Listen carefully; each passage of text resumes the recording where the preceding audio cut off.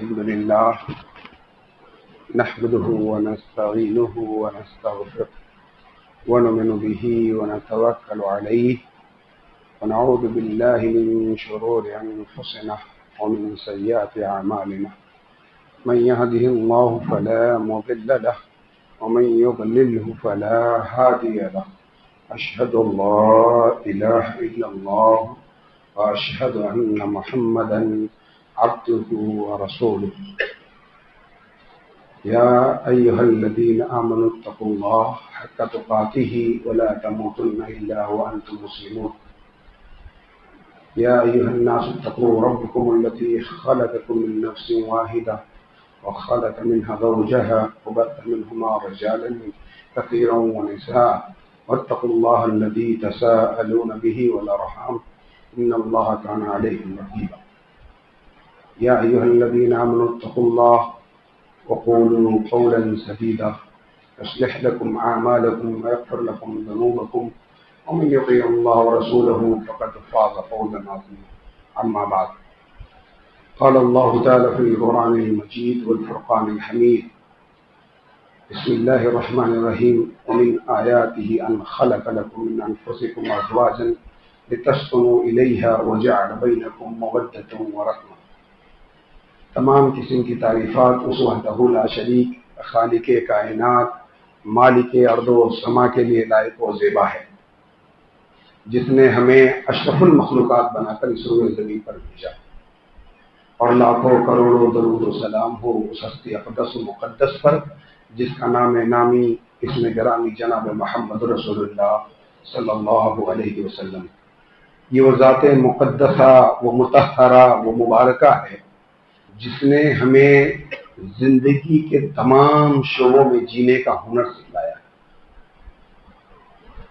میرے محترم بزرگوں، نوجوان ساتھیوں اور میری پردہ نشین ماؤں اور بہنوں، آج ایک نکاح کی تقریب ہے.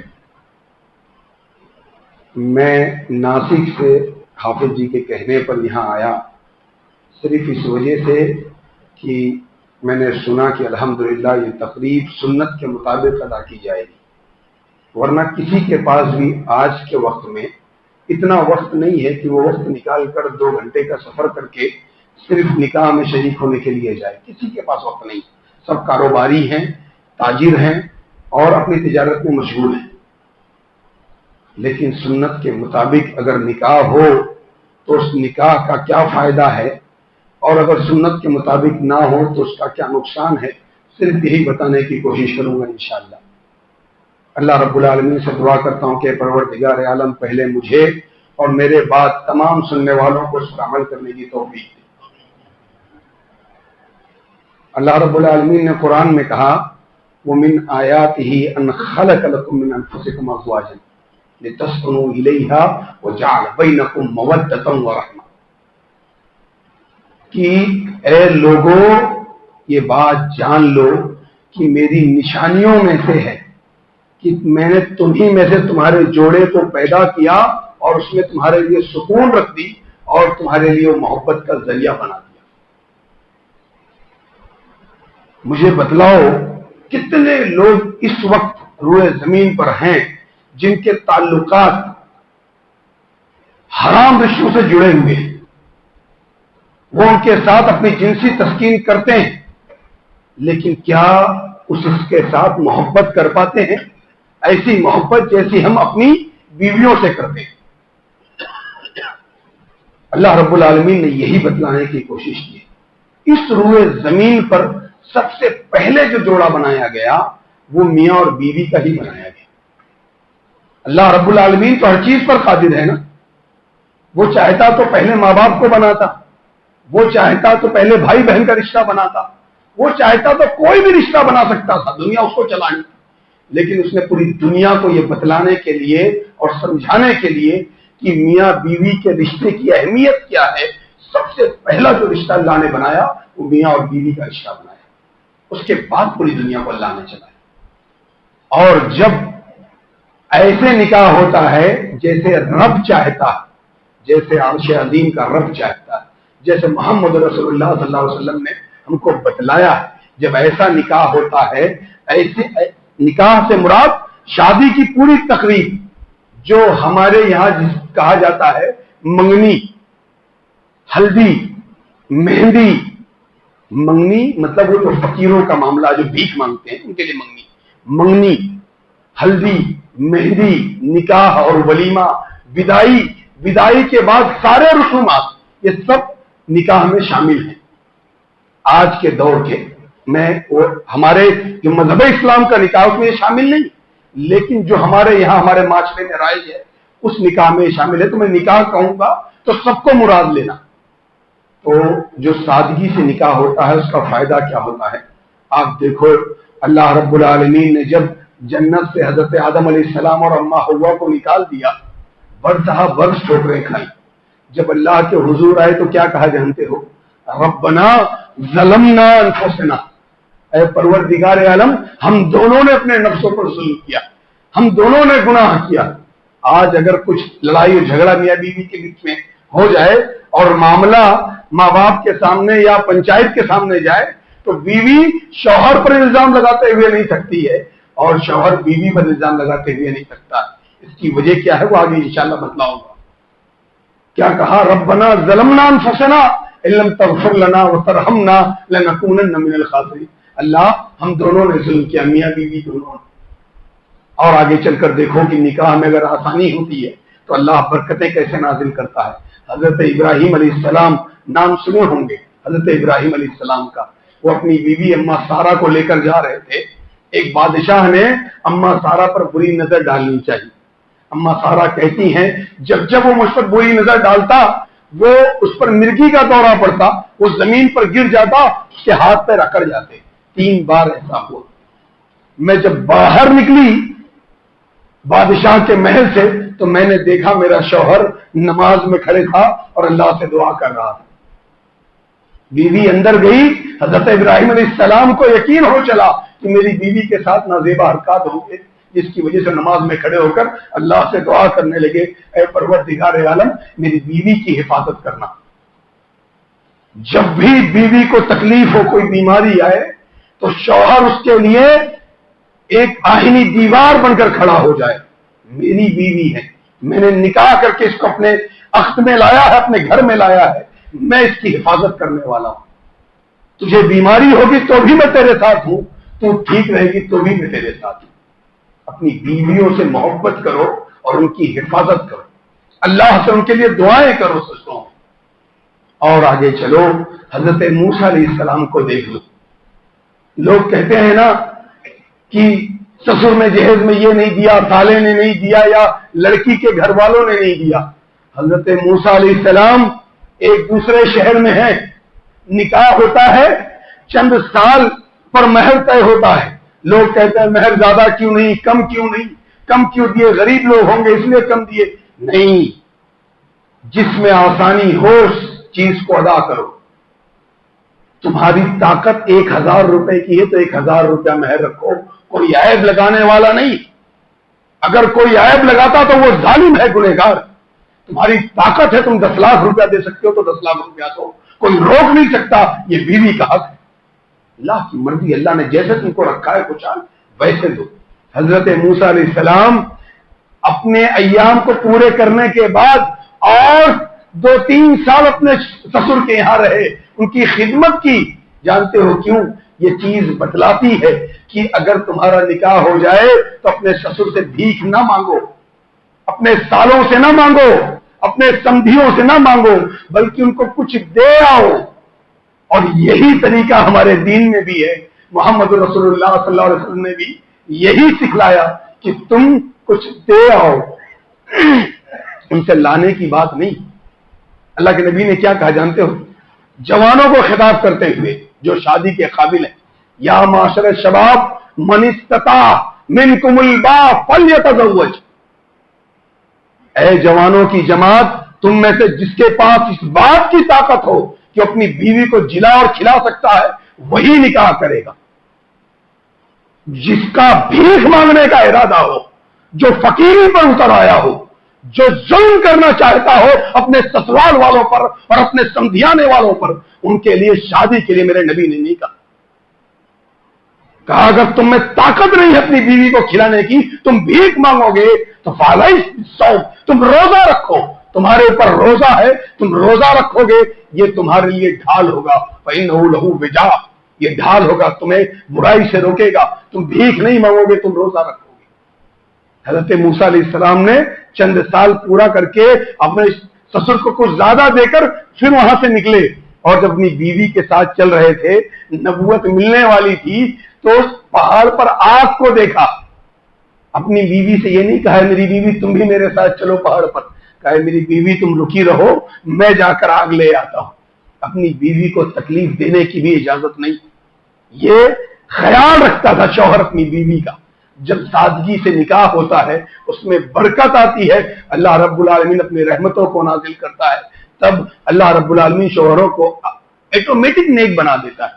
اور جو لوگ ظلم کرتے ہیں، گناہ کر کے شادیاں کرتے ہیں، اللہ رب العالمین کے دل سے محبت کو نکال دیتا ہے، نفرت پیدا کر دیتا ہے۔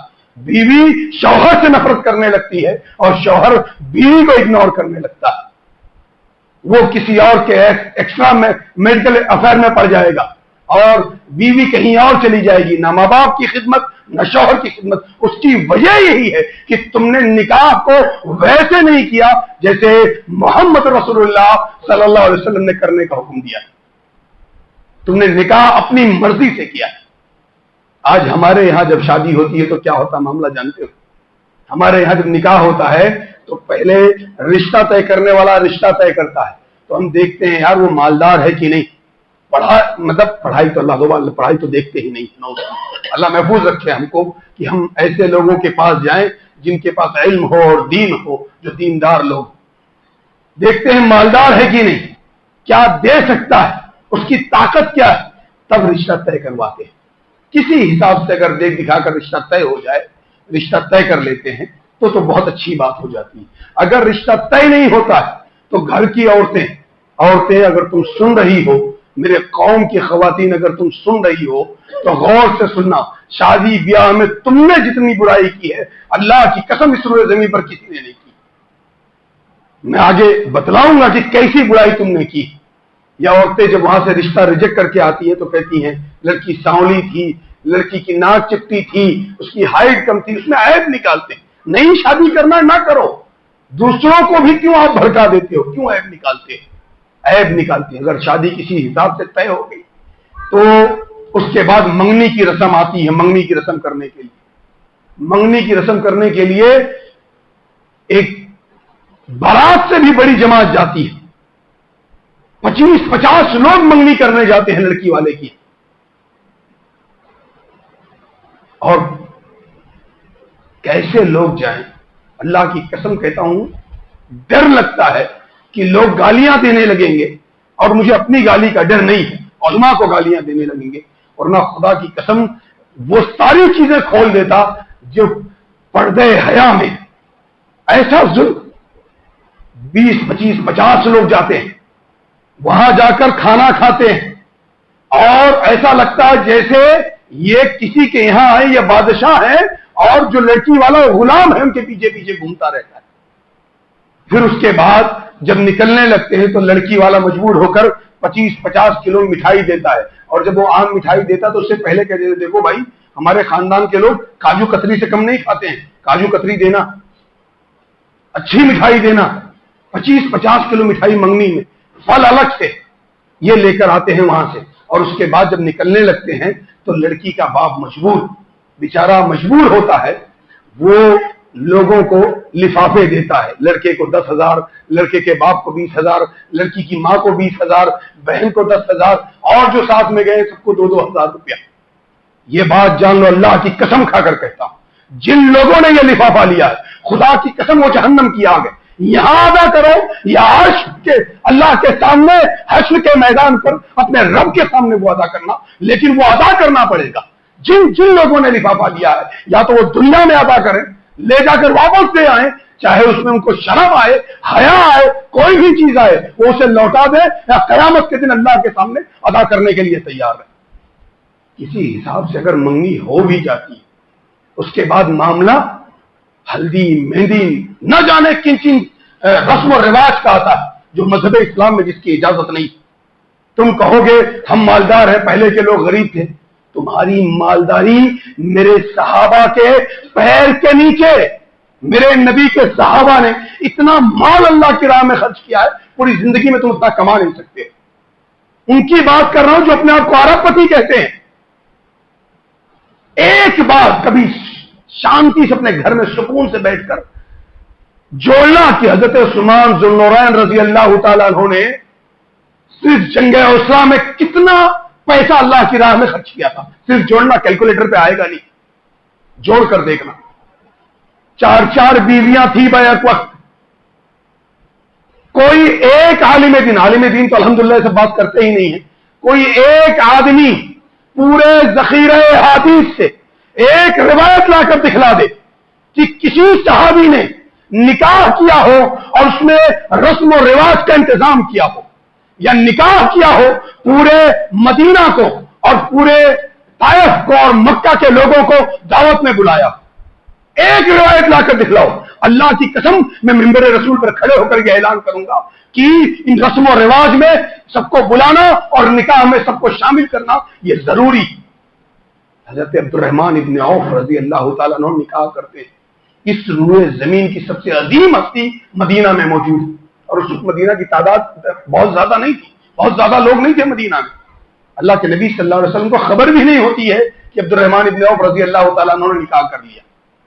وہ تو کپڑے پر زردی کا نشان دیکھ کر پوچھتے ہیں کہ کیا ہے، تو کہتے ہیں کہ اللہ کے نبی میں نے کل نکاح کیا. اللہ کے نبی نے کہا اور بشاد تم ولیمہ کرو، چاہے ایک ہی بچی کا بکرے کا بچہ ہو، ایک ہی ہو، لیکن تم کرو، ولیمہ کرو. پھر کس حدیث کو مانتے ہو؟ اللہ کی کس بات پر عمل کرتے ہوئے ان گناہوں میں شامل ہو؟ پھر کسی حساب سے نکاح کا وقت آ جاتا ہے. پھر جو شخص رشتہ لگائے رہتا ہے اس سے کہتے ہیں بھائی وہ کہہ دو کہ لڑکے کو نا گاڑی کی ضرورت ہے، لڑکے کو ایک گاڑی چاہیے، ایک گھر چاہیے، 10 لاکھ روپیہ چاہیے تب یہ شادی ہو پائے گی ورنہ نہیں ہوگی. مجھے بتاؤ ان فقیروں کا مانگنے کا طرز دیکھو بھی کیسا ہے. کوئی فارچونر لے رہا ہے، کوئی انووا لے رہا ہے، کوئی اپنی طاقت کے مطابق کچھ لے رہا ہے. اور موٹر سائیکل تو وہ لوگ لے رہے ہیں جن کے پاس پیٹرول بھرانے کا بھی پیسہ نہیں. یہ ہمارا حال ہے، اس قوم کا حال ہے جو قوم یہ کہتی ہے کہ ہم کتاب و سنت پر عمل کرنے والے، جو کہتے ہیں ہم نے اس پر عمل کیا ہے جو اللہ کا دین ہے، جو محمد رسول اللہ صلی اللہ علیہ وسلم کی شریعت ہے. یہ ان کا حال.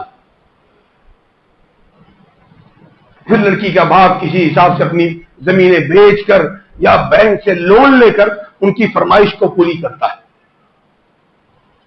پھر جب وہ فرمائش پوری ہو جاتی ہے اس کے بعد یہ کہ ہم اتنے لوگ آئیں گے بارات میں، 50 لوگ، 60 لوگ، 70 لوگ، 100 لوگ. کہاں سے سیکھا ہے تم نے؟ یہ طرز عمل کس کا؟ یہ غیر مسلموں کا طرز عمل کہ تم اپنے بیٹے کی بارات میں 50 اور 100 لوگوں کو لے کر جاؤ. 2 4 10 لوگ بہت ہو گئے، سادگی سے نکاح کیا، نکاح کرا کر بچی کو اپنے گھر لے آئے اور ولیمہ کیا. ہمارا یہ طرز عمل ہے. اس کے بعد جب ہم لڑکی کے یہاں پہنچیں گے، لڑکی کے گھر پر، تو چائے سے زیادہ کیتلی گرم ہو جاتی.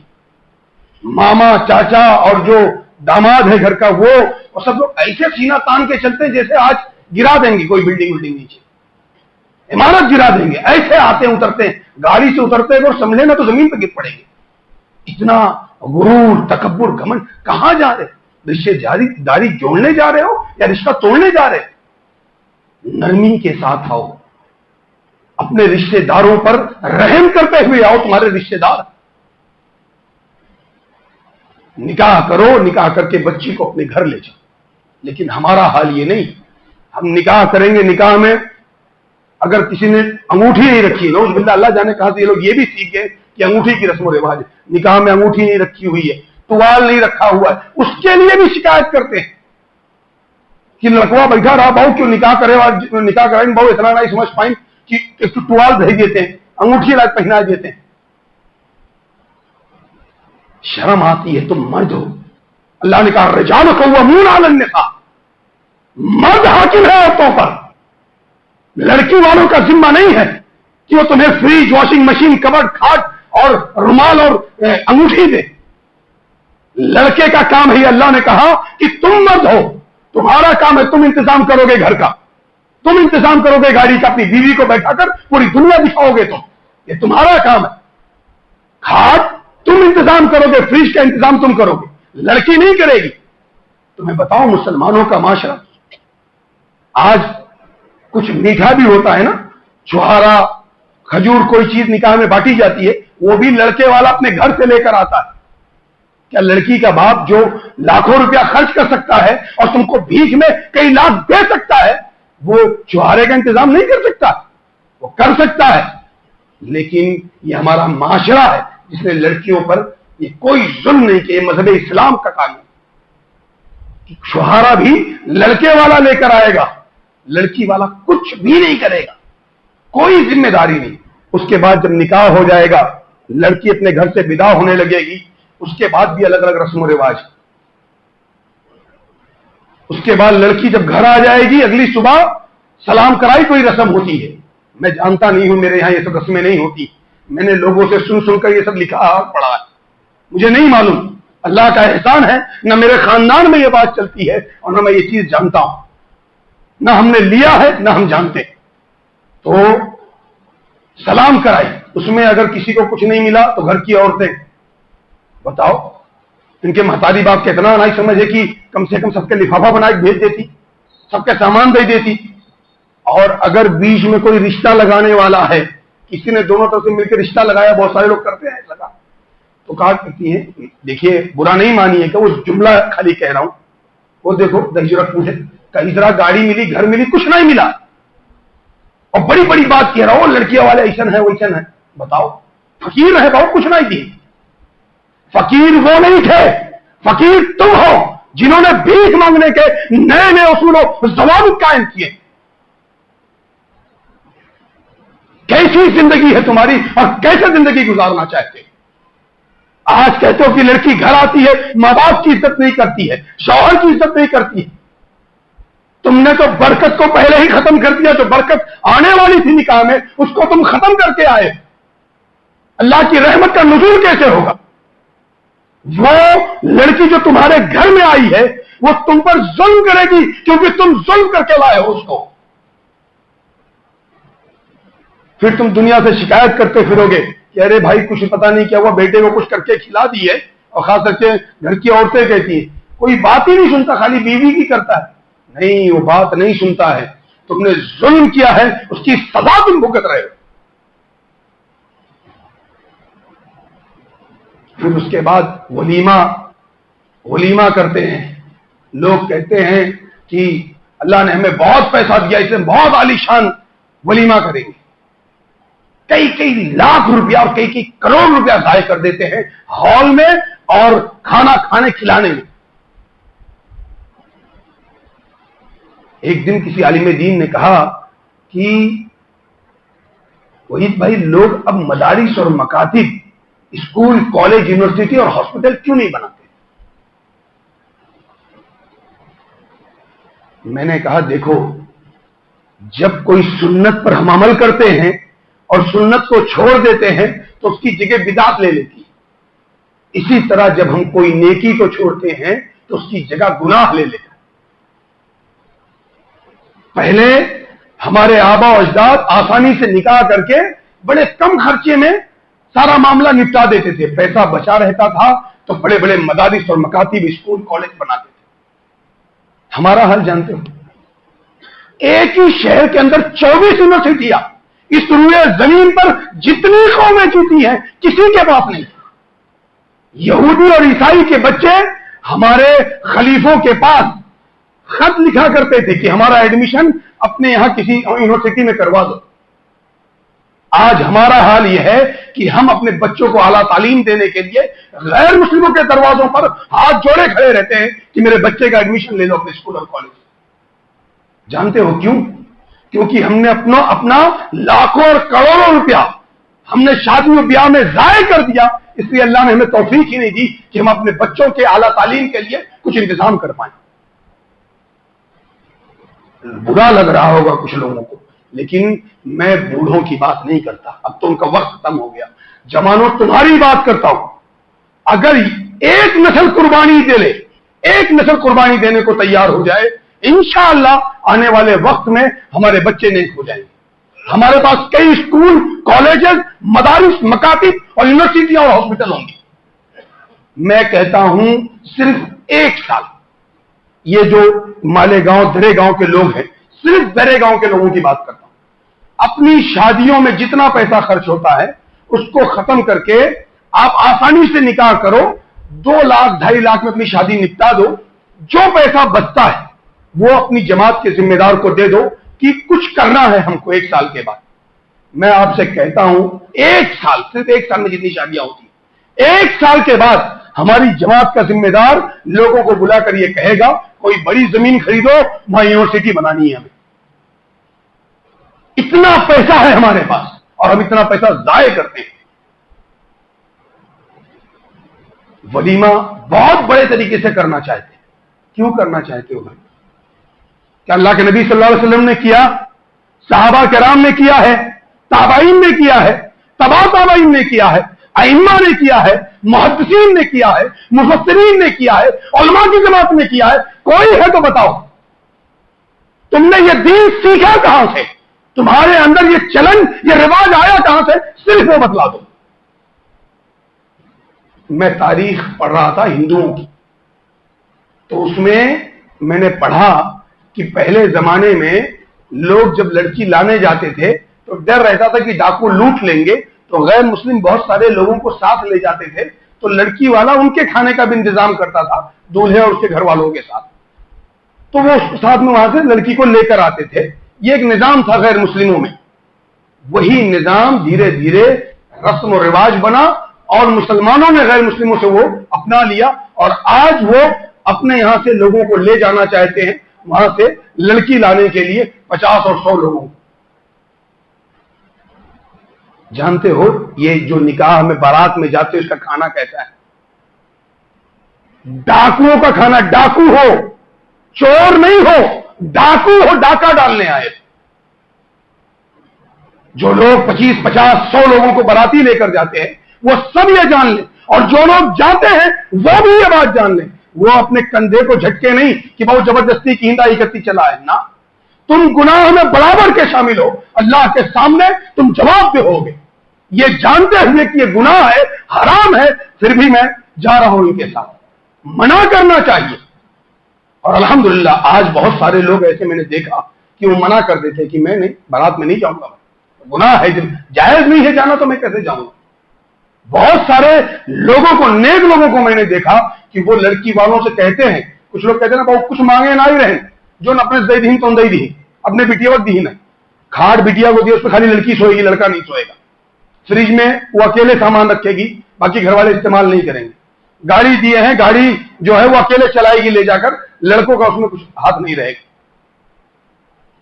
ہمت ہونی چاہیے تم میں، طاقت، کہ تم منع کرو کہ لڑکی کے علاوہ، اس کے سامان کے علاوہ، مطلب اس کا کپڑا اور زیور، اس کے علاوہ کچھ دو گے تو میں صرف سامان لے جاؤں گا، تمہاری بیٹی کو چھوڑ جاؤں گا۔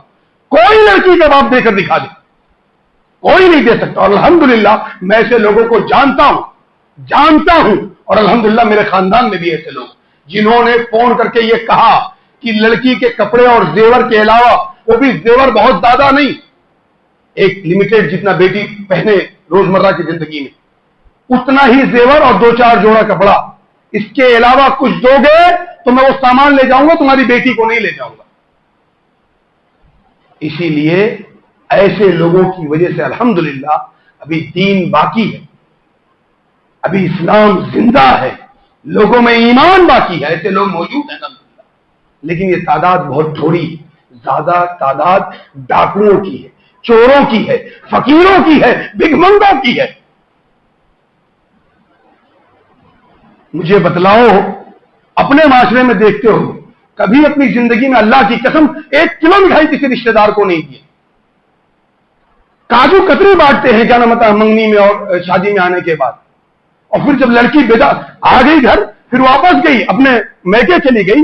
پھر جب میکے سے وہ آنے لگے گی تو فون کر کے بولیں گے دیکھو وہ مٹھائیاں بھیجو جو شدیم بھیجے رہے، اور 50 کلو سے کم نہ بھیجو، بہت رشتے دار ہیں ہمارے.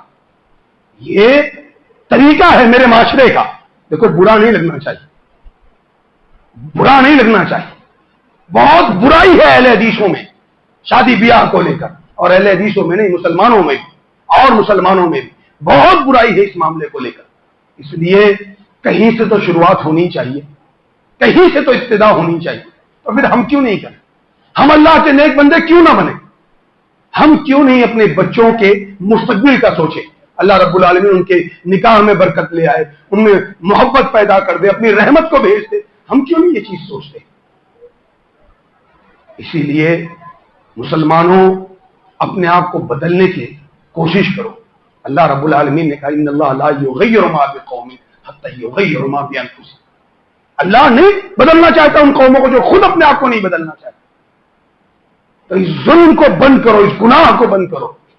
اور خاص کر کے گھر کی عورتیں، انہی سے شروعات ہوتی ہے. بیچارے مرد کا کیا، اس کو تو اگر عورت گھور کے دیکھ لے تو بیچارے کونے میں بیٹھ جاتا ہے، اس کے بس کی بات کچھ نہیں. یہ سب کام عورتوں کا. اور شادی بیاہ میں جو گناہ میں ملوث ہے یہ سب سے زیادہ عورتیں ہیں، اور قیامت کے دن اسی وجہ سے سب سے زیادہ عورتیں جہنم میں بھی دکھائی دیں گی. کیونکہ شادیوں میں وہ لان تان زیادہ کرتی ہیں، اپنے شوہروں کی نافرمانی زیادہ کرتی ہیں. اگر لڑکی والے نے غلطی سے کچھ کم زیادہ کر دیا، کھانا باورچی بنا رہا ہے، نمک کم ہو گیا، نمک زیادہ ہو گیا، مرچی کم ہو گئی، زیادہ ہو گئی، تو گالی کون کھائے گا؟ لڑکی کا باپ. اور دیں گے کون؟ سب جتنی عورتیں آئی ہوئی ہیں وہ سب. اس لیے میری ماں، تم خاص کر کے شادیوں میں دھیان رکھو، اپنے بچوں کو سمجھاؤ، اپنے شوہر کو سمجھاؤ کہ گھر میں ایک چیز باہر کی نہیں آنی چاہیے، ایک چمچ لڑکی کے گھر سے نہیں آئے.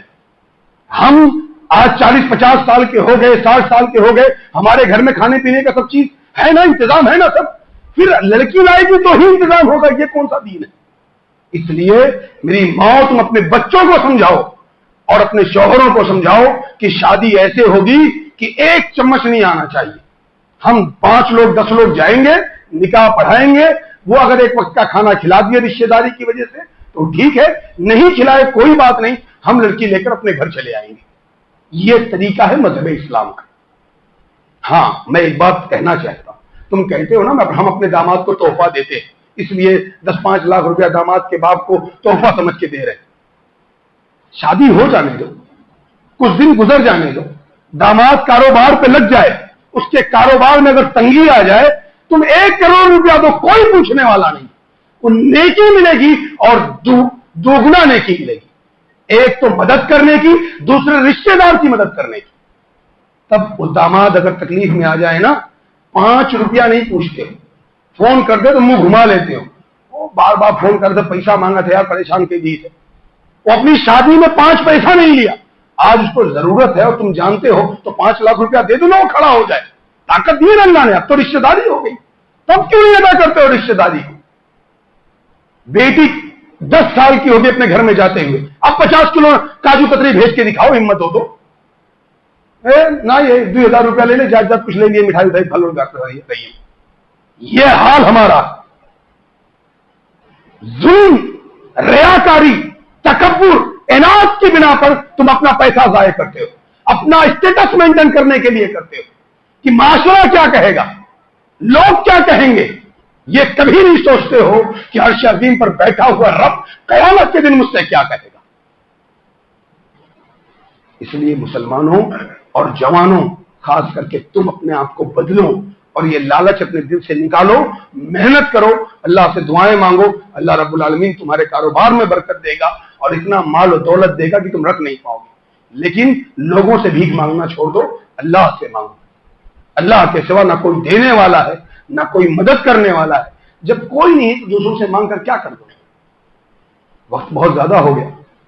آخر میں اللہ رب العالمین سے دعا ہے کہ اے پروردگار عالم، ہم لوگ گنہگار خطا کار ہیں، اے پروردگار عالم تو ہمارے گناہوں کو، خطاؤں کو معاف کر دے. اللہ اے اللہ، ہم میں سے جن لوگوں نے جہیز لیا ہے یا کچھ روکڑا دبایا ہے یا گاڑی وغیرہ لیا ہے، اللہ انہیں توفیق دے کہ وہ اپنے رشتہ داروں کو، سسرالی رشتہ داروں کو سارا سامان واپس کر دے۔ اے اللہ انہیں ہمت اور طاقت دے دے اللہ کہ وہ واپس کر لے جائیں۔ اے پروردگار عالم انہیں شیطان بہکا نہ پائے۔ اے اللہ ان کے دل میں یہ خیال نہ آئے کہ لوگ کیا کہیں گے، کیا سوچیں گے۔ اے اللہ انہیں طاقت اور ہمت دے کہ وہ اپنے سسرالی رشتہ داروں کو ان کا سامان لوٹا دے، کسی بھی صورت میں کوشش کر کے یہ دے آئیں۔ اور اللہ رب العالمین ہمیں سادگی کے ساتھ نکاح کرنے کی توفیق دے اللہ۔ اے رب العالمین ہمیں برے رسم و رواج سے بچا لے اللہ۔ اے پروردگار عالم، اے رب العالمین تو رب ہے۔ آج اس بچے کا نکاح ہونے جا رہا ہے، اے اللہ میں تجھ سے دعا مانگ رہا ہوں، اے پروردگار عالم تجھ سے قبول کر لینا۔ اللہ وہی مانگتا ہوں جو تیرے نبی نے حضرت جلیبیب رضی اللہ تعالیٰ عنہ کے لیے مانگا۔ اے رب العالمین، اے پروردگار عالم تو اس بچے کی تکلیف کو، اس کی غریبی کو، اس پر کسی طرح کی پریشانی ہو، اے اللہ تو اس پریشانی کے ٹکڑے ٹکڑے کر دینا اللہ۔ اے اللہ اتنا مال عطا کرنا اور اتنا نیک بنانا، موحد بنانا اللہ کہ اپنے شہر کے بڑے لوگوں میں ان کا شمار ہو اللہ۔ اے پروردگار عالم تو رب ہے نا، تو سب جانتا ہے، کسی چیز کی مانگ نہیں کی انہوں نے، تیرے نبی کی سنت کے طریقے سے نکاح کرنے کا سوچا ہے۔ اے رب العالمین تو ان کی تمام پریشانیوں کو دور کر دینا۔ اے اللہ ان کے نکاح کے بعد ان سے جو بچہ پیدا ہو وہ وقت کا امام ہو، عالم دین ہو، نیک ہو، اچھا تاجر ہو۔ اے اللہ رب العالمین تو ہر چیز پر قادر ہے۔ اے پروردگار عالم ان کی مدد کرنا، اپنی رحمت کو ان پر بھیجتے رہنا۔ آمین۔ وآخر دعوانا الحمدللہ رب العالمین۔ السلام علیکم ورحمۃ اللہ وبرکاتہ۔